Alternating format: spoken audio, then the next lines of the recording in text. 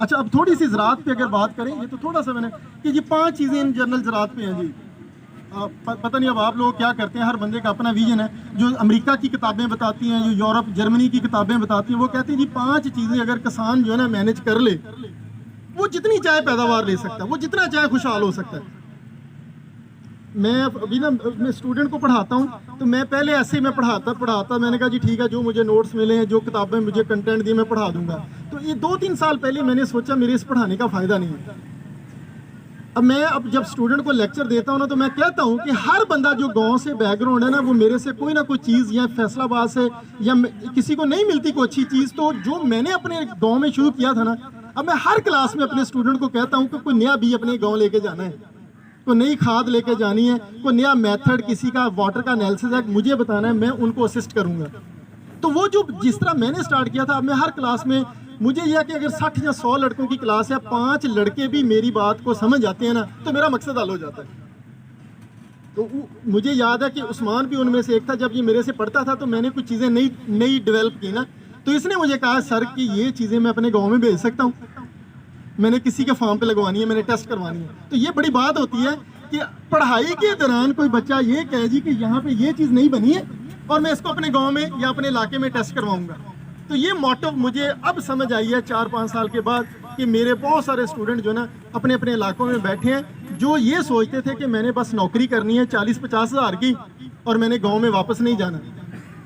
अब उनको ये आ गया कि हमारा जो जहाँ से उठ के आए थे वहीं पे ही हमारी इज्जत है, रिस्पेक्ट है। शहर में वो जो सैलरी लगी बदी पे जाना, मैं उसको नहीं समझता कि पढ़ के लगना है। बहुत सारे लोग फार्मिंग को अच्छा नहीं समझते, तो मेरा फार्मिंग से तल्लक है। मेरे बहुत सारे ऐसे क्लाइंट्स हैं जहाँ पे भी मैं कुछ फार्मर के बाद में नाम लूँगा जो मेरे से राब्ते में हैं, जिन्होंने नेट से मेरा नंबर देखा, मेरे से बहुत सारी चीज़ें एनालिसिस करवाई, टेस्ट करवाई जी, पानी का एनालिसिस, सॉइल का एनालिसिस, जी खाद महंगी होगी हमें इसका कोई अल्टरनेट भेज दें, ये कर दें जी, ज़मीन रिस्पॉन्स नहीं कर रही, कौन सी क्रॉप लगानी चाहिए। तो ये लोग अक्सर मशवरा करते हैं।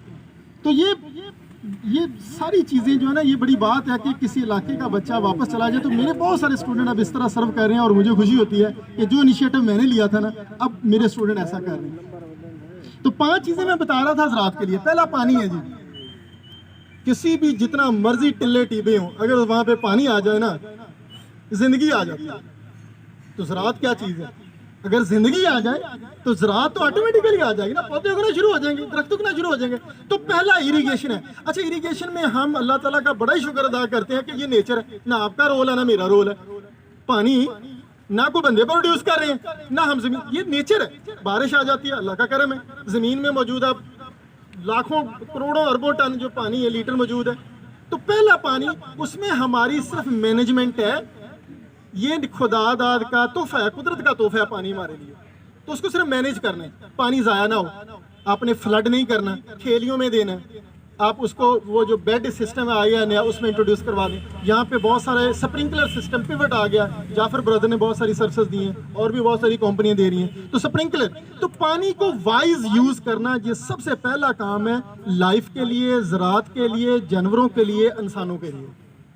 पहला पानी को मैनेज करना।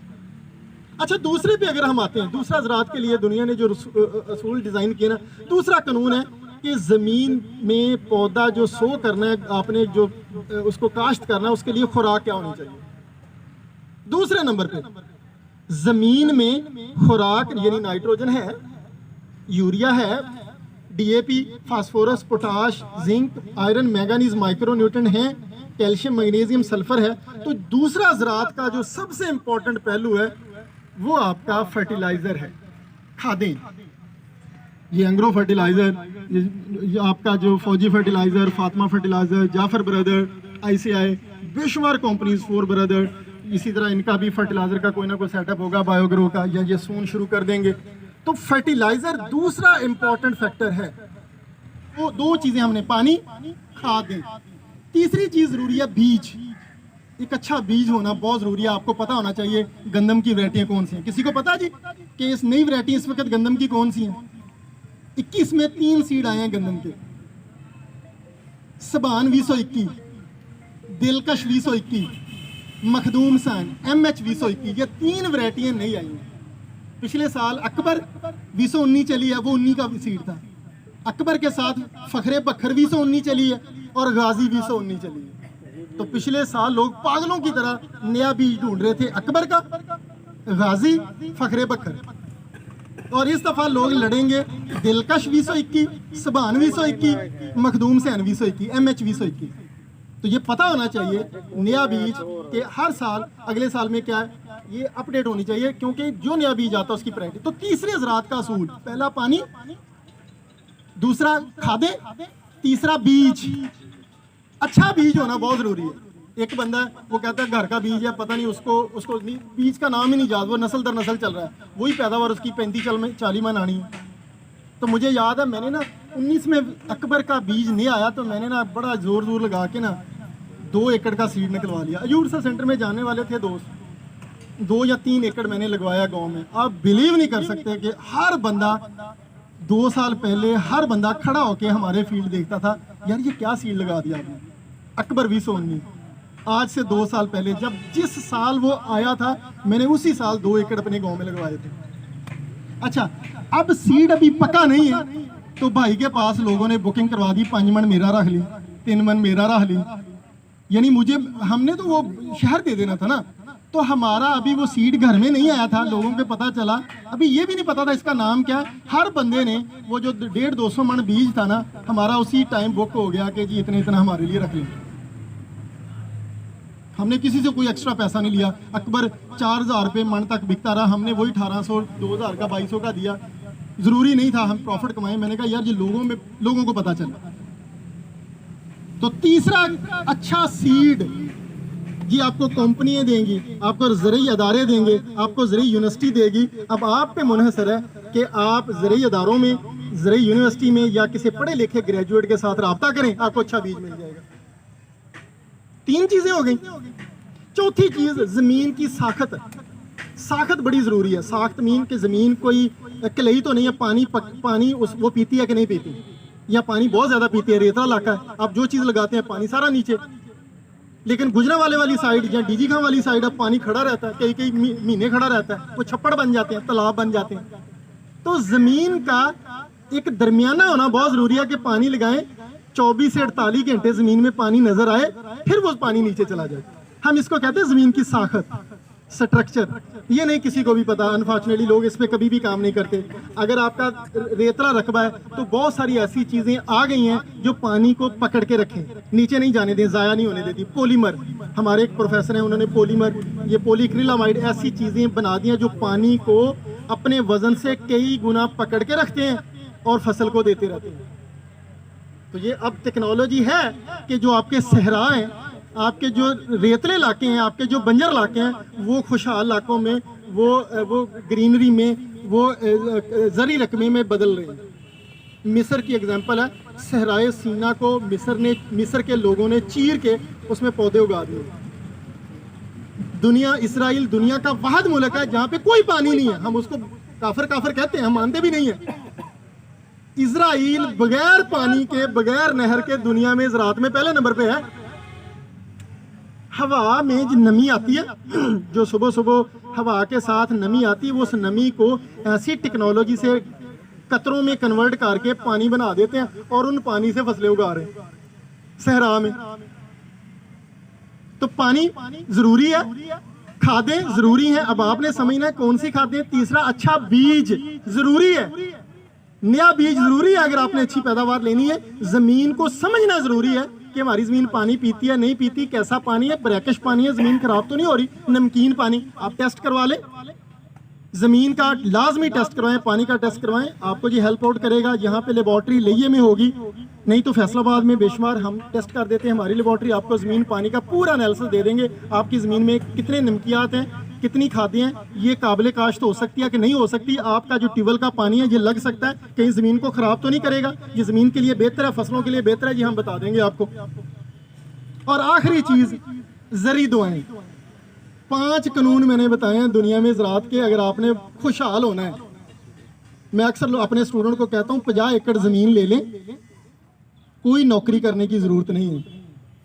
50 एकड़ ज़मीन ले लें, आपको 1 एकड़ 1 लाख रुपया महीने का देगा, तो 50 एकड़ 50 लाख, साल 12 महीने का, 12 चौक 48, 1 साल का 4 लाख रुपया।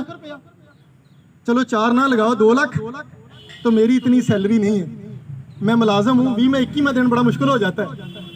लेकिन ज़रात जो है, अगर आप ये 5 चीज़ों को फोकस करते हैं, मद्देनज़र रखते हैं, आप एक सब अच्छे अफसर से ज़्यादा कमा सकते हैं। तो पानी, खादें, बीज, ज़मीन की साखत और ज़री दवाएं, कीड़े मकोड़े, ये आपकी ज़मीन को नुकसान ना दें, बीमारियां नुकसान ना दें, जो रस चूसने वाले कीड़े हैं, च्यूइंग पेस्ट है, लश्करी सुंडी, फॉल आर्मी वर्म, ये मक्की पे बहुत ज़्यादा है। तो 5वां कानून ये है कि जिस बंदे को अच्छी दवाई मिल गई, जिस बंदे ने अपनी फसल को बीमारियों से बचा लिया, वो कामयाब हो गया, वो 60-70 मन पैदावार ले गया। मैं ना ये पिछले साल मैंने शुरू किया, तो मक्की के ये आप पता नहीं आप लोगों के नहीं है, तो ये आजकल तो बड़ा कमाल है कि ज़रात के ग्रुप बने हुए हैं व्हाट्सएप के ऊपर। मैं बहुत सारे ग्रुपों में हूँ, कॉर्न क्लब, आलू मूंजी मकई ग्रुप, आलू ये पोटैटो के हार्वेस्ट, पाक प्रोग्रेसिव ग्रोअर, फ्रूट ग्रोअर इन पाकिस्तान, ये को मेरा हाल में 25 ग्रुप हैं मेरे व्हाट्सएप पे। मुझे लोगों ने शौकिया लिया हुआ है या किसी ने सुन के मुझे ऐड किया है कि डॉक्टर साहब कोई ना कोई तो मशवरा देंगे, कभी टाइम मिलेगा। मुझे वो निकाल नहीं रहे, मैं कभी कभी टाइम देता हूँ इनको ना। ये मक्की में पिछले सीज़न पे मेरे पास टाइम था क्योंकि क्लासें यूनिवर्सिटी बंद थी कोरोना की वजह से, ऑनलाइन पढ़ा रहे थे। तो मक्की में मैंने कहा मैं पार्टिसिपेट करूंगा जनवरी से लेकर जुलाई तक, एक सीज़न। तो ग्रुप में मैंने शाम को अक्सर मैं 1-2 घंटे देता था। बहुत सारे लोग मेरे खिलाफ थे कि यार ये क्या बात हुई, ये एंग्रो यूरिया को कहने को छोड़ा, ये DAP का, इस तरह की बातें जो मैंने बताई है ना। तो कुछ लोग जो थे, जो डीलर के एजेंट थे, मेरे खिलाफ हो गए। तो हमने उनको कहा जाए कि थोड़ा सा ना आप थोड़ा सा वेट कर लें, एक क्रॉप अप्लाई कर लें, हमारे से रब्ता रखें, मैं आपको जो चीज़ कहूँगा एक सीज़न। 100 में से 80 ज़िम्मेदार मेरे साथ थे, 20 ज़िम्मेदार मेरे खिलाफ थे। तो हमने शुरू कर दिया जी, अल्लाह अल्लाह करके जून जुलाई आ गया, पैदावार का टाइम आ गया। तो मैंने अपने ज़िम्मेदारों से, जिनसे मैं राब्ते में था, ये अब्दुल हकीम के ज़िम्मेदार हैं, विहाड़ी, बूरेवाला, पाकपतन, हमारे जड़ावाला के बेशुमार ज़िम्मेदार। तो पहला ज़िम्मेदार जिससे मैंने पूछा मक्की की पैदावार, कहता है डॉक्टर साहब मैंने सारी उम्र टिल मारा, विहाड़ी का ज़िम्मेदार, 130 मन से ज़्यादा मैं मक्की नहीं ले सका, तो 25 साल में भी डबल किया, नहीं हुई पैदावार। अब मैंने कहा जी मैं अब तुम्हें सिर्फ ये बताऊंगा कि खादों को इस्तेमाल कैसे करना है। 147 मन पैदावार की। रात 9 बजे मेरे पास पहुंचा, मिठाई का डब्बा लेके, कहते डॉक्टर साहब 25 साल ख्वाहिश था, मेरा रिकॉर्ड टूटा है, 147 मन पैदावार आई है। 30 मन 17 मन ही बढ़ी है, लेकिन वो खुश बड़ा था कि मैंने इजाफी खर्चा भी नहीं किया। सरदार बाबर साहब 150 मन 100 एकड़ की एवरेज और 172 मन तक पर एकड़, 30 एकड़ ऐसे थे जो 172 मन मक्की आई है। मंसूर सुबानी चीचा वतनी 124 मन, वो बंदा था कहता मेरी 110 मन से कभी ज़्यादा नहीं आई। मोहसन कियानी 132 मन, कहता था डॉक्टर साहब मैं 110 मन ले लेता था तो मैं पुठियाँ छाड़ा मारता था अपने इलाके में, 132 मन आई है। माजिद चौधरी बूरेवाला 133 मन। तो मैं जस्ट एक एग्जांपल दे रहा हूँ कि वो पहले भी ग्रो कर रहे थे, 25-25, 20-20 साल से ग्रो कर रहे थे। थोड़ा सा उनको एडवाइस की यार कि खादें ऐसे इस्तेमाल करनी, पानी ऐसे देना है, जरी दवाएं ऐसे, कीड़े का ये तदारक करना है। और माशाल्लाह हर बंदा 20 से 25 मन पैदावार बढ़ाई है उसने, और दवाएं दे रहा है। तो मैं ज़्यादा बस यही, काफ़ी टाइम ले लिया मैंने। कभी रब्ता किसी को कोई ज़रूरत होगी मेरे से बात करना, उस्मान से नंबर ले सकता है, मोस्ट वेलकम। कोई चीज़ मंगवानी, भेजनी, जो हो सका हम इंशाल्लाह आपके लिए करेंगे। तो 5 असूल ज़रात के आपको जहाँ से भी मिलें उसके बारे में नॉलेज ले लें। पानी, आपकी खादें, आपका अच्छा बीज, आपकी ज़मीन कैसी है उसका नॉलेज, और आपकी दवाएँ जो पेस्टिसाइड, जो जहरें हैं जो बीमारियों को और कीड़े मकोड़ों को कंट्रोल करती हैं, उसके बारे में जानना आपकी लाइफ को खुशहाल कर देगा। किसी दुनिया की असिस्टेंट कमिश्नर की नौकरी भी करने की ज़रूरत नहीं होगी, अगर वो ईमानदारी से करे तो भूखा मरे। मेरे से बेट लगा लें, 17वें स्केल का असिस्टेंट कमिश्नर होता है, अगर वो 17वें स्केल की तनख्वाह कितनी होती है, 70-75 हज़ार से ज़्यादा नहीं है। तो बस ये चीज़ें देखनी है कि फार्मिंग बड़ा नोबल शोबा है जी। और आप लोग अल्हम्दुलिल्लाह जो इसमें बड़े आराम से ACDC से ज़्यादा अपने आप को ऊंचा समझ सकते हैं, ले जा सकते हैं। बस इन्हीं अल्फाज के साथ जी, मैं आपका टाइम ज़्यादा हो गया, मैं अपनी बात को क्लोज़ करूँगा। उसके बाद जो अगले मेहमान हैं वो आपसे मुखातिब होंगे। शुक्रिया जी।